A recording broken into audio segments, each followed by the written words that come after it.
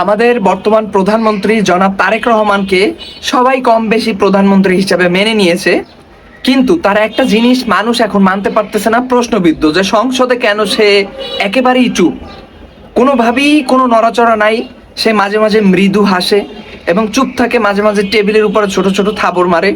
এই এবং মানুষের মনে এইটাও প্রশ্ন, কারণ আমরা যতটুকু বেগম জিয়ার বক্তব্য সংসদে দেখেছিলাম, সে কথা বলেছে, সে বুকে সাহস নিয়ে ওই আসনে বসেই সে কথা বলেছে, সত্যটা বলার চেষ্টা করেছে এবং যেটা বলতো সেটা করারও চেষ্টা করত।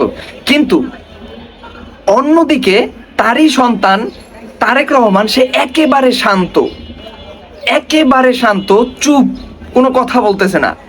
মানুষ এইটা নিয়ে এখন প্রশ্ন করতেছে, সমালোচনা করতেছে। মানুষ এইরকম নেতা চায় না, এইভাবে বলতেছে।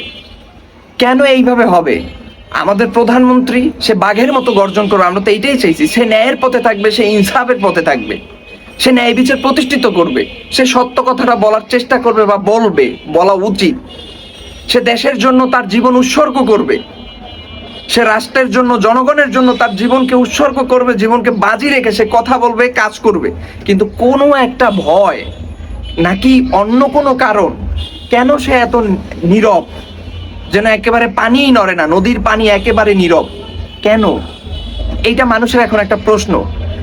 সংসদে যে প্রধানমন্ত্রী, যে নেতা, তার বক্তব্য দেখার জন্য মানুষ কি করে? অপেক্ষা করে, তাকায় থাকে, ওয়েট করতে থাকে। কিন্তু সেইখানে এখন মানুষ হাসনাত আব্দুল্লাহর বক্তব্য দেখার জন্য মানুষ ওয়েট করে, অপেক্ষা করে, তাকাই থাকে, আগ্রহ নিয়ে বসে থাকে যে সংসদে হাসনাত আব্দুল্লাহ কি বলবো, ওইটা মানুষ শোনে। তো এমন তো আমরা চাই না, আমরা চাইছি যে প্রধানমন্ত্রী হবে, আমরা আমাদের আকর্ষণ থাকবে তার দিকে, কিন্তু সে টোটালি কোনো কথা বলে না, একেবারে নীরব। এই নীরব ভূমিকাটা কেন? আসলে কোন ভয়ের কারণে, কিসের কারণে এইভাবে সে হয়ে গেল? যেভাবে ডক্টর ইউনূস লাস্ট বলছিল যে আমি ৩৩২ নাম্বার রোবট, এখানে এআই, সে কি এখনো এআই, অন্যের মাধ্যমে কন্ট্রোল হচ্ছে, এরকম কিছু না? এটা একটা প্রশ্ন ভাই, এখানে খেপাখেপি বা উত্তেজিত হওয়ার কিছু না ভাই, এইটা আপামর জনতার এখন একটা প্রশ্ন। এখন আপনারা এটা কি মনে করেন? আমাদের যে বর্তমান প্রধানমন্ত্রী, সে কেন কথা বলতেছে না, এটা আমারও এখন একটা প্রশ্ন।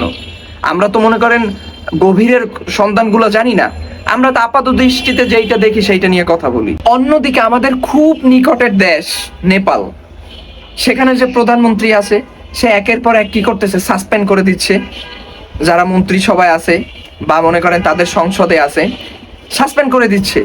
যেই মনে করেন চাটুকারিতা করতেছে, যেই মনে করেন পদ ভাগানোর চেষ্টা করতেছে, যেই মনে করেন ওই পথে মানে পদে নিজের আপন লোকগুলোকে ঢুকানোর চেষ্টা করতেছে, তাকেই আস্তে আস্তে সাসপেন্ড করতেছে। তা আমরাও তো এরকম চাইছিলাম যে স্বজন প্রীতি না হোক, বউ বাচ্চা বা ছেলে মেয়ে মনে করেন পদ ভাগাই নিবে, সেই পথে ঢুকবে, পদে ঢুকবে। এটা তো আমরাও চাই না। আমরাও তো চাইছি যে যোগ্যতা অনুযায়ী, মানে অ্যাবিলিটি অনুযায়ী মানুষ তার পদগুলোতে বসুক। এইভাবে তো আমরাও চাইছি। নেপালে যেরকম হচ্ছে আমাদের বাংলাদেশেও এরকম হোক, এটা তো আমরা চাই। নেপাল তো আমাদের থেকে আহামরি আগানো কোনো দেশ না, কিন্তু কোন শক্তির কারণে আমরা পারতেছি না? কেন পারতেছি না? এটা কি আমাদের সততার অভাব? এটা কি আমাদের নীতির অভাব? এটা কি আমাদের ঐক্যের অভাব? কোন কারণে আমরা পারতেছি না? বা আমাদেরকে কারা ফোর্স করতেছে? কোন পরাশক্তি আমাদেরকে ফোর্স করতেছে? কোন পরাশক্তি আমাদের হাত পায়ে শিকাল বা বাইদা রাখছে? এইটা আসলে আমি বুঝতে পারতেছি না। কাদেরকে আমরা ভয় পাচ্ছি, কাদের ভয়ে আমরা মনে করেন নীরবতা পালন করছি, এইটা আমরা এখন পর্যন্ত আমাদের বুঝে আসে না। আমরা যারা সাধারণ মানুষ আছি, আমাদের বুঝে আসে না। জনাব তারেক রহমান যখন বাংলাদেশে আসছে, সে বলছে আই হ্যাভ এ প্ল্যান, এটাও মেনে নিছি। প্রধানমন্ত্রী হইলে বা বড় কোনো জায়গায় থাকলে তার বিভিন্ন প্ল্যান থাকতে পারে, কিন্তু এই রকম নীরব ভূমিকা পালন করবে, এইটা আসলে আপামর জনতার ভিতরে একটা প্রশ্ন হয়ে দাঁড়াইছে এখন।